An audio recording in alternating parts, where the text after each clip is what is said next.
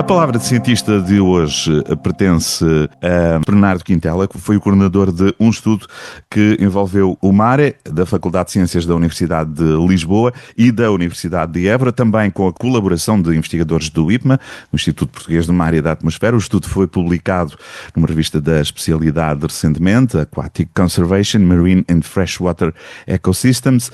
E o que é que mostra este estudo? Que, de algum modo, e o Bernardo já nos vai explicar isso também, é um momento terceiro, digamos assim, de um estudo de um trabalho que já vinha sendo feito. Este estudo revela que um período de aclimatização em jaulas no mar, para algumas espécies, no caso específico desta que já falaremos, pode fazer toda a diferença no sucesso das ações de repovoamento. Bernardo Quintela, podemos talvez começar por aqui. Há muitas espécies que são agora criadas em cativeiro, que são depois levadas para o mar.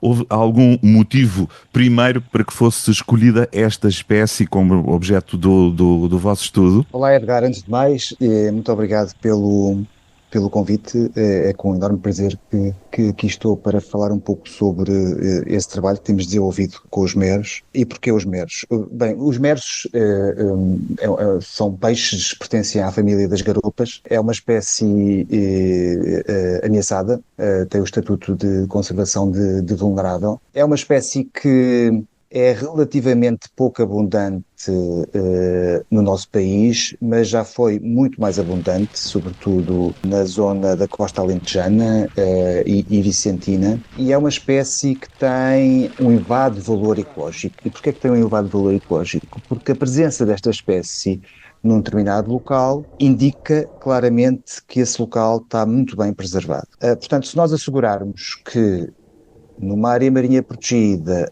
ou num local que não esteja tão protegido como é suposto que uma área marinha protegida esteja, se assegurarmos a presença desta espécie, estamos também a assegurar a presença de muitas outras espécies de peixes e de vertebrados e, portanto, estamos com isso a conservar esse local. Dizemos que estas espécies são espécies guarda-chuva, precisamente porque a sua proteção permite uma proteção muito mais alargada de outras espécies e do habitat que o mero utiliza. O Bernardo fez uma declaração muito interessante, até na informação que eu recebi, que foi divulgada, de que o mero, acho que é uma boa comparação, de que o mero era assim uma espécie de lince ibérico, ou seja, sim, do meio aquático marinho. Do meio aquático, claro, exato.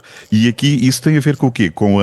Se pensarmos na cadeia de predadores, portanto o mero está no topo, o que quer dizer que a cadeia por aí abaixo não tem falhas nessa corrente, pegando digamos assim, é um pouco isso.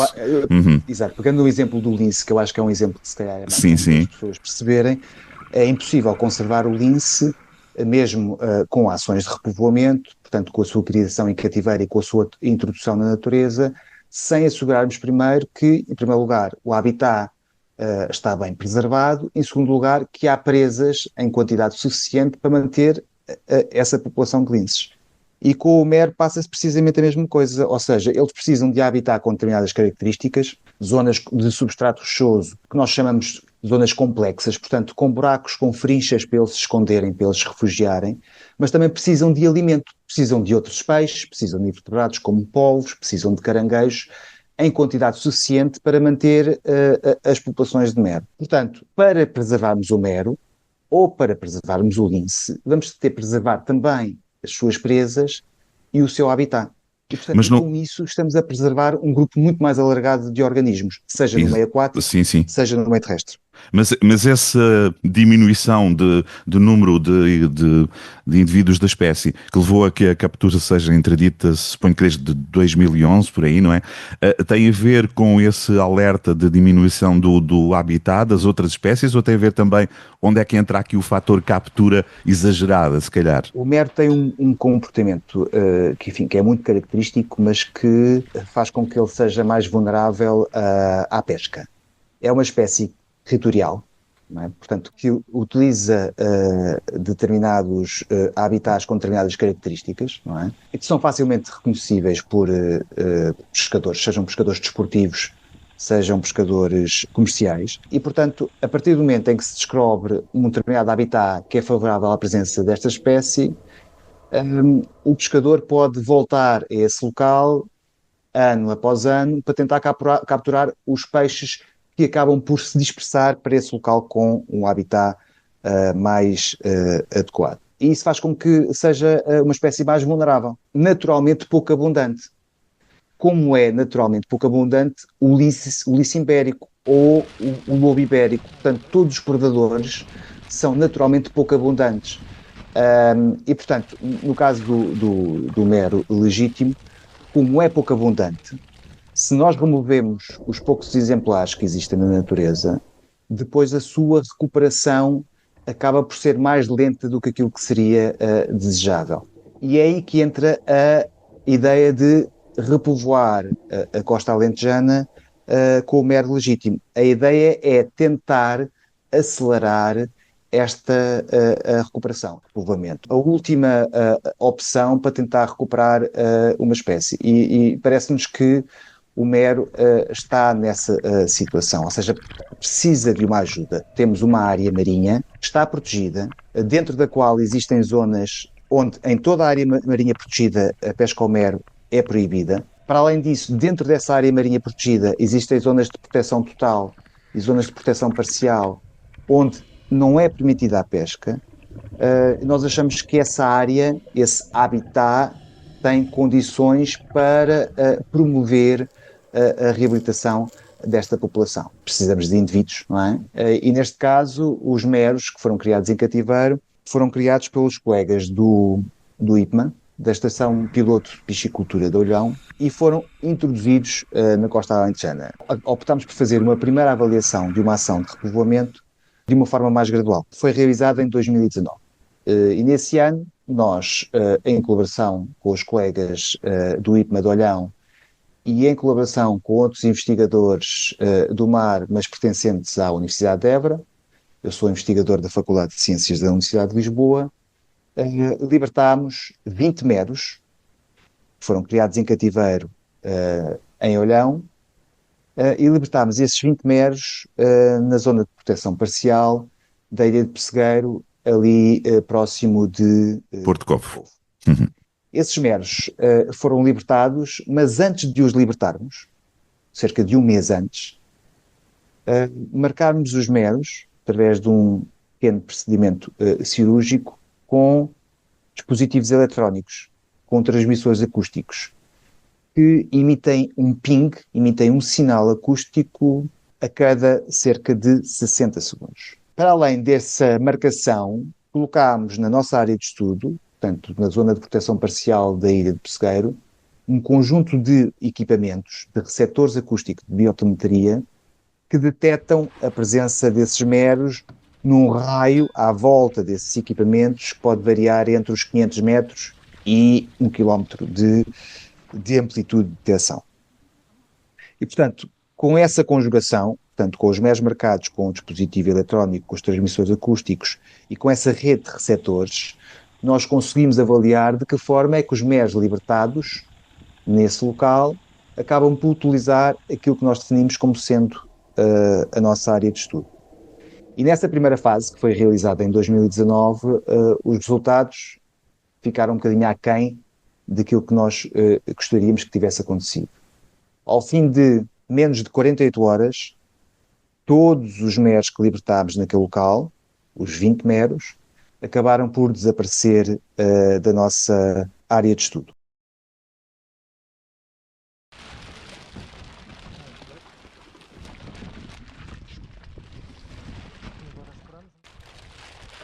Essa primeira fase do trabalho foi sem implementar esta ideia que, entretanto, nós tivemos. Diga-se de passagem também um bocadinho baseada naquilo que já acontece no ecossistema terrestre.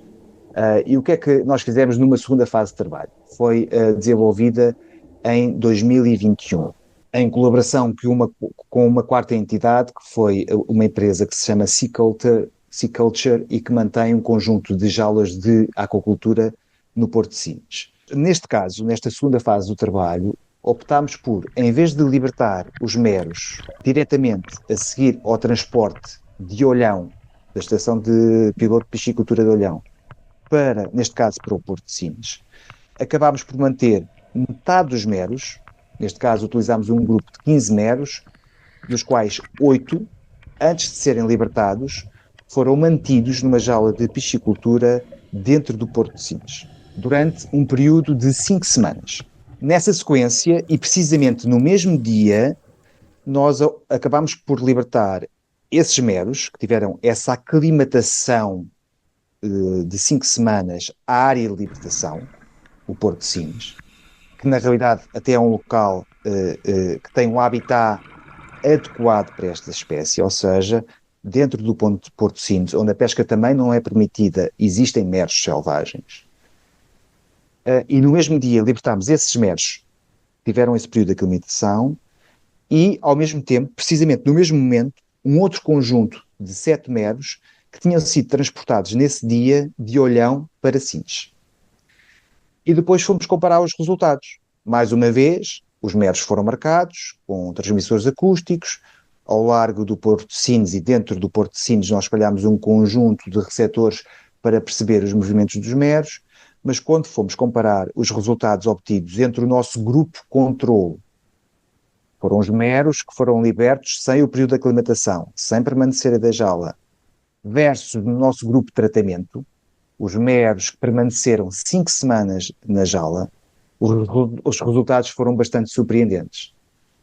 Os meros que não tiveram um período de aclimatação à área de libertação, ao fim de, novamente, 24 horas, tinham desaparecido da nossa área de estudo. Neste caso, a nossa área de estudo não era a Ilha de Pessegueiro, ou a zona de proteção parcial da Ilha de Pessegueiro, mas era o Porto de Sines. Os meros que tiveram o período de aclimatação na jaula durante 5 semanas, ao fim de praticamente um ano, 50% dos meros ainda permaneciam na área de estudo. E, portanto, este resultado indica claramente que, com uma pequeníssima alteração no procedimento, não é? Com este período de aclimatação à área de libertação, nós conseguimos aumentar de forma muito significativa a fidelização espacial dos meros que estamos a libertar à área que nos parece ser mais adequada para ser recolonizada por esta espécie. Ficarem na área que vocês definem como a área que vos parece interessante de repovoamento, o que não quer dizer à partida que os outros meros que desapareceram da vossa zona de controle não tenham encontrado outras zonas potenciais e interessantes de repovoamento, ou esta questão... Não quero dizer, Edgar, mas houve alguns resultados da primeira experiência que eu não acharam que sim. São relevantes. Eu vou-lhe só dar uma noção. Podem ter ido muito longe, para muito longe mesmo. Exato. Estes peixes são peixes que à partida não se deviam movimentar muito. Mas não nos podemos esquecer que, neste caso, são peixes que nasceram e cresceram em cativeiro. Não é? Sim, portanto, claro. Eles não estão à partida preparados para viverem no meio selvagem.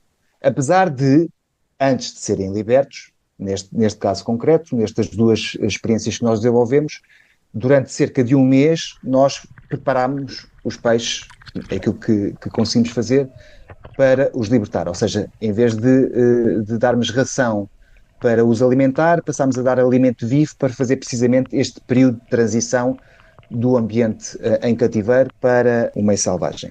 Isso foi feito tanto nos tanques no IPMA e Olhão, como depois na jaula de aquacultura no Porto de Sines. Agora, relativamente aos resultados que nós obtivemos na primeira fase deste trabalho, em 2019, na realidade, os meros acabaram por fazer movimentos que nós não estávamos à espera.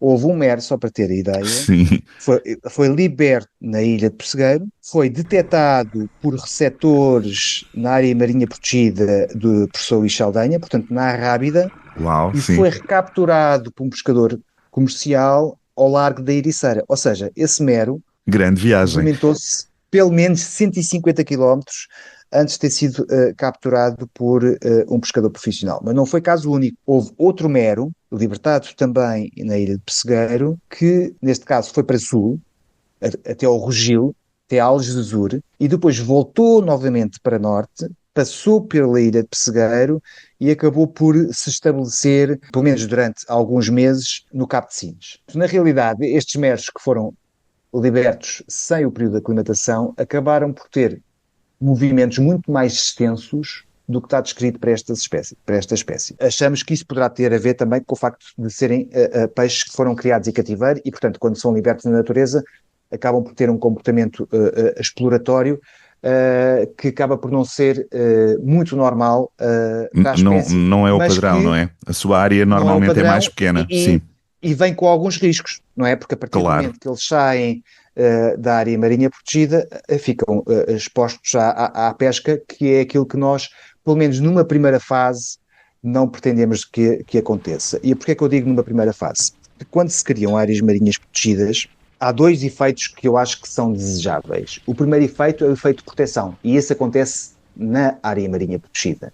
E o efeito de proteção é basicamente aquele efeito que faz com que nessa área, onde a pesca não é permitida ou é muito condicionada, haja uma maior quantidade de peixe, que os exemplares que aí crescem atinjam maiores dimensões, que acabe por haver uma maior biomassa. Isto tipicamente acontece ao fim de cerca de 3, 5 anos numa área marinha protegida bem gerida.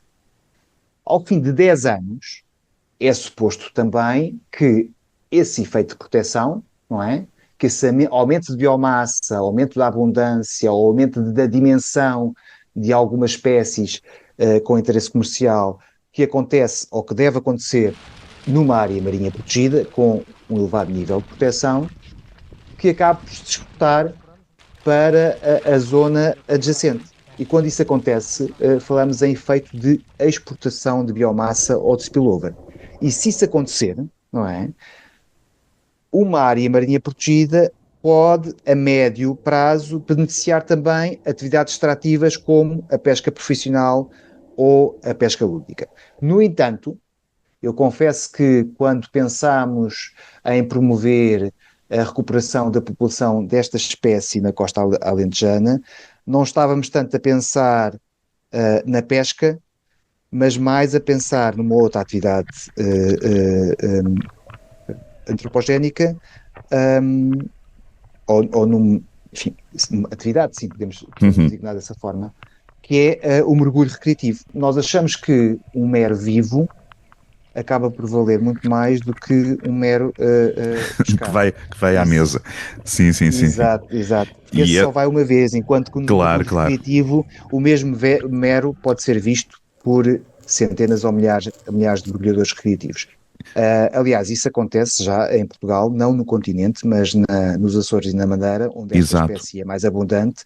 Há inúmeros Há centros uma, de mergulho. exatamente, há uma grande procura a nível mundial. Sim, sim. Sim, e há pessoas que Parece. vão a esses locais de Vão de mergulho e que propósito, sim, gastam sim. dinheiro com os mergulhos, com as viagens de avião, com as estadias nos hotéis, com a sua alimentação nos restaurantes, para verem as espécies como o mero. E a esse Exato. nível também podemos dizer que o mero é uma espécie E, emblemática, é uma espécie bandeira, e através do mero é possível também, por ser uma espécie emblemática e por ser a tal espécie guarda-chuva, podemos ou conseguimos também conservar um grupo muito mais alargado uhum. de organismos. E potenciar economicamente a região do ponto de vista turístico, um pouco à semelhança do que se faz também com as aves, não é? Com os observadores de aves que Exato. também fazem isso. E também podemos falar ali da Costa Vicentina, não é? Do Sudoeste Alentejano, nomeadamente em Sagres, Vila do Bispo, tem um enorme Sim, exato. potencial e um já histórico e bem referenciado Festival de Observação de Aves. Bernardo Quintela, qual é o ponto de situação em relação aos indivíduos que vocês libertaram?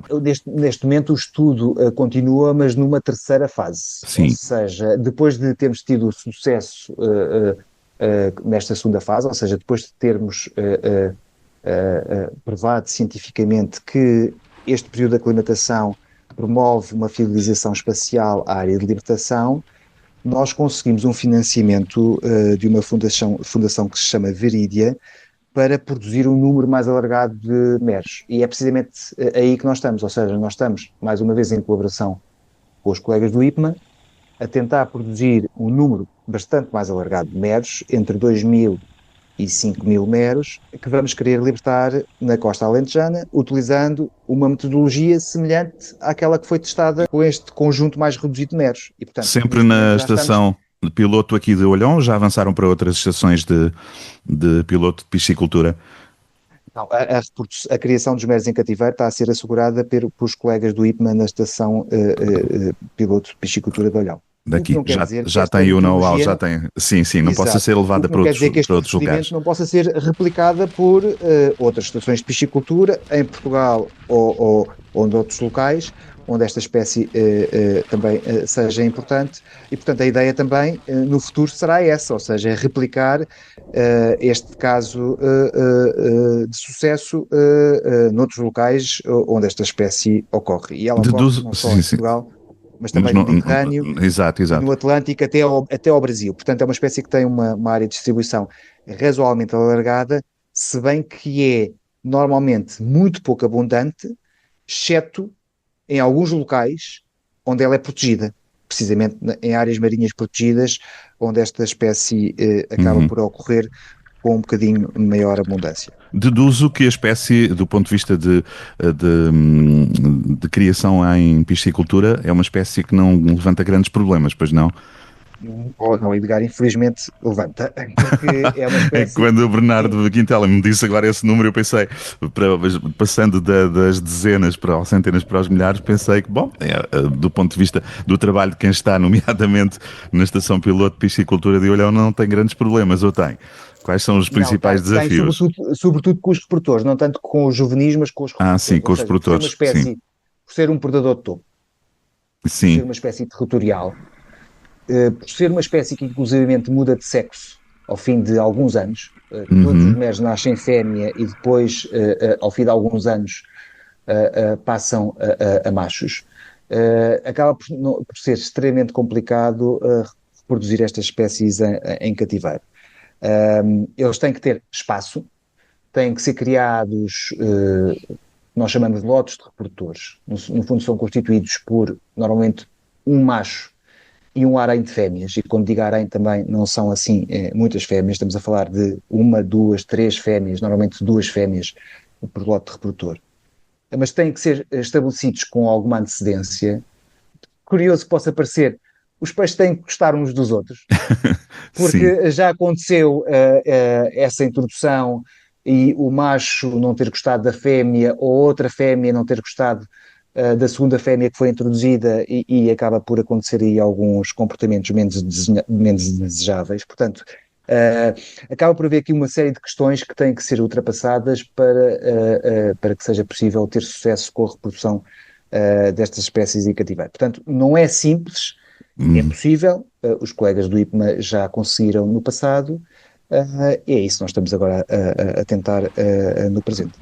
Só uma curiosidade, a estação de piloto de piscicultura aqui em Olhão, estou a dizer Olhão aqui porque estou aqui muito perto, estamos a conversar aqui relativamente perto. Esta criação, esta zona de criação, esta maternidade, estava colocada dentro do espaço da ria ou no espaço fora, no espaço atlântico de mar? A criação foi feita Não, dentro. está numa zona que é, é adjacente à ria, sim. Sim. Mas estamos a falar de uma estação de piscicultura que foi construída, se não me engano, enfim, há mais de 20 Ah, anos, portanto, sim, já sim, funciona sim, há muito sim. tempo. E que, inclusivamente, tem experiência de reprodução de mero e de outras espécies, mas com o mero em particular, que é a espécie que nos trouxe aqui hoje, há pelo menos 20 anos. Sim, Ou sim. seja, essa experiência existe, o que não quer dizer que não seja razoavelmente complicado assegurar a reprodução em cativeiro. Só para lhe dar uma ideia também relativamente àquilo que está a acontecer agora, nós tivemos que substituir alguns reprodutores, capturar alguns meros selvagens, fêmeas, para renovar o lote de reprodutores da estação de piscicultura, precisamente para Sim, sim, tentar, sim, sim, sim, sim, sim, enfim, sim. facilitar essa reprodução em cativeiro, porque estes peixes também, ao fim de algum tempo de estarem em cativeiro, acabam por ter, enfim, alguma dificuldade em se reproduzir. Portanto, Claro, também é desejável percebo haver isso. esta renovação do lote de reprodutores Com, para tentar agilizar então aquilo que é necessário fazer para os reproduzir em cativeiro. com que idade barra tamanho, crescimento é que eles foram colocados nessa fase de adaptação no Porto de Sines e aqui na Costa Vicentina? Ainda muito jovens, a meia idade, qual é a... Foram libertados na fase de subadulto. Tinham cerca de 4 anos, estamos a falar de Uhum. peixes com entre 2 e 3 quilos de peso, e foram libertados com essa idade e com essa dimensão. Ou seja, como pode imaginar, um peixe com 3 quilos de peso acaba por ser um peixe que já não tem assim também muitos predadores, sobretudo Sim, claro, na claro. zona costeira. Agora, a ideia é libertar peixes mais pequenos. Estamos a falar provavelmente de peixes com 1 ano de idade que terão à volta de 20 centímetros de comprimento total e, portanto, com essa dimensão, a mortalidade por predação será seguramente muito maior àquela que provavelmente aconteceu com os meros que nós libertámos em 2019 e 2021. E é precisamente por isso que vamos ter que libertar o número maior de exemplares, para perceber exatamente, ou melhor, para tentar assegurar o sucesso desta ação de repovoamento. E você Vamos já. também. Sim, diga, diga. Diga, desculpe, Não, Eduardo. ia perguntar se já têm alguns indicadores, se calhar é muito cedo ainda, de os indivíduos que foram fazer esse repovoamento já têm, já fizeram a reprodução também, ou ainda não? Não, não, isso é extremamente difícil De conhecer, de não? perceber, exatamente. O que nós vamos tentar fazer no futuro é, retirando uma pequenina amostra de tecido dos animais que nós vamos libertar na natureza para análise genética Aham. posterior, vamos tentar fazer essa avaliação daqui a uns anos, ou seja, Sim, sim, sim. tentar perceber Se se encontrar esta um ação de filhote. repovoamento, exato, se esta ação de repovoamento foi efetivamente relevante para estabilizar ou aumentar a população de mero na costa alentejana, Sim. mas utilizando este método mais indireto, Bom, porque se o número de indivíduos começar a aumentar, já é um sinal muito positivo, não é? Alguma coisa está a é um sinal acontecer. positivo, mas não quer dizer que esteja Claro, necessariamente relacionado claro. com esta ação de repovoamento. Ao passo que se o número aumentar e se nós, através da análise genética, chegarmos à conclusão que o número aumentou devido à contribuição dos meros que nós libertámos da natureza, isso já é uma evidência de que a ação teve o sucesso que pretendíamos que tivesse. Uhum, claro. Mas E- relativamente a esses estudos que serão necessários fazer, na realidade, o financiamento que nós obtivemos da Fundação Virídia foi para produzir e para libertar os meros. Nós continuamos à procura de financiamento adicional para depois monitorizar essa libertação. Nós, cientistas, enfim, diria que esse será um dos nossos principais interesses, não é? É claro, avaliar claro. como é que estas coisas correm utilizando metodologias científicas. Por uma razão simples, não é? Porque nós, se queremos replicar esta medida, é importante percebermos efetivamente qual foi o seu impacto e Claro, percebermos claro. se faz sentido replicar ou não. Muito bem. E este saber que obtiveram agora e esta prova científica que obtiveram agora de que este momento de clima de adaptação funcionou em relação ao mero, pode ser replicável e importante também, interessante para outras espécies? Pode, Ou Eduardo, aqui o mero eu acho que tem uma personalidade muito específica? não, e que cada espécie tem as suas Sim, características, claro. mas de qualquer maneira pode pelo menos motivar estudos semelhantes que provem que para outras espécies este período de aclimatação também tem o mesmo tipo de efeito. Muito bem. Eu acho que será sempre desejável, antes de começar a realizar ações de repovoamento, fazer em primeiro lugar estudos como este. Mas eu voltava um bocadinho mais atrás. Eu devo dizer que eu sou mais, apoio mais ações que contam com a própria natureza sem ser Sim, necessário sim, sim. A intervenção do intervenção homem, do homem. não é? Exato. Ficou Ou seja, claro no início. se nós deixarmos estas espécies reproduzirem-se de forma natural e se dermos hipótese a estas espécies para repovoar os habitats que têm características para elas ocorrerem, eu diria que isso é o ideal. Uhum. Eu sou pouco apologista à intervenção a este nível na natureza. A não ser, enfim, em última análise. Portanto, eu diria que numa fase inicial, eu acho que pode ser algo que pode ser um bom empurrão, não é? Para a recuperação desta população naquela costa em particular. No futuro, eu espero que não seja necessária mais nenhuma ação de repovoamento e espero honestamente que, pelo menos nesta costa alentejana e vicentina, que o MER depois consiga fazer o trabalho que sabe muito melhor do que nós, não é? Claro, claro que sim. Reproduzir-se, colonizar os habitats e promover enfim, a resiliência da população e da espécie. Que o vosso trabalho tenha ficado só por este pequenino empurrão em relação ao repovoamento, neste caso em relação ao mero, em relação ao seu habitat, depois que a natureza se encarregue de fazer o resto, não é? Bernardo, nesta altura o estudo foi publicado ainda com muito pouco tempo. Já tem algum retorno da publicação na revista científica que eu referi no início? Algum retorno dos vossos pares? Confesso que ainda, quer dizer, nós tivemos algum retorno quando o apresentámos, ainda antes de ser publicado, quando o apresentámos em congressos científicos, não é? E o retorno foi extremamente positivo, ou seja, apesar disto parecer ser algo extremamente simples, e é algo que é feito de forma muito regular e corriqueira no meio terrestre, no meio aquático é algo que acaba por ser bastante inovador, e nesse sentido, aquilo que nos transmitiram foi que, olha, que excelente ideia, enfim, à partida não estaria à espera que uma pequena alteração na libertação de um peixe tivesse um impacto tão significativo na sua fidelização espacial à área de libertação. E, portanto, eu diria que no futuro, se calhar, por causa também deste trabalho, vão surgir outros com esta espécie ou com outras espécies semelhantes e que acabaram por beber um bocadinho aquilo que vocês fizeram. Muito bem. É pelo menos essa a nossa expectativa e também é nesse sentido que nós trabalhamos, não é? Ou seja, muito bem. Para resolver os nossos problemas, mas também para tentar resolver os problemas semelhantes de outros. Muito bem. Bernardo Quintela, obrigado. Continuação de bom trabalho.